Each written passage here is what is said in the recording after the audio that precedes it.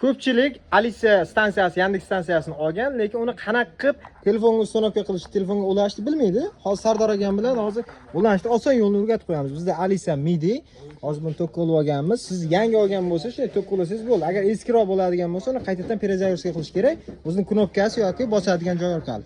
Birinchi navbatda qiladigan ishimiz Play Market yoki App Store'dan DOM Alisa programmasini sketch qilib olamiz. Hamda uni kiramiz. Kirdik, aka. Mana bunaqa yonib o'chib turgan bo'lish kerak Alisa. Ya'ni ko'k yonib o'chib turish kerak. Xo'p. Bu hozir registratsiya holatda aksida. Buni registratsiya qilishimiz kerak. Registratsiya qilganimizdan keyin mana o'zi chiqadi. Bluetooth yo'q deyapti, ha? O'zi ham topdi, stansiya Midi deb topdi mana. Mana topadi. Vibrat qilamiz. Domni belgilagan bo'lamiz. Wi-Fi'ni belgilaymiz.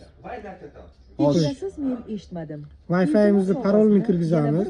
Iloji boricha bu ham ma'lumot. Wi-Fi'ingiz 2.4 GHz ishlaydigan Wi-Fi'da bo'lsa, undan ham yaxshi. Ishlash prinsipi sizga qiyinchilik tug'dirmaydi aka. Bosamiz. Bosganimizdan keyin Mana o'zi подключить bo'lgandan keyin buni rangi ham o'zgaryapti. Svetlar yonishi ham o'zgaryapti. Подключить qanchadir vaqt oladi. Xo'p. Har xil Alisalarda ham deyarli bir xil bo'ladi. Biz именно Midida ko'rsatganimiz bunaqa bo'ladi yo boshqasi bunaqa boshqacha bo'ladi degan gap yo'q. Mana подключить bo'ldi.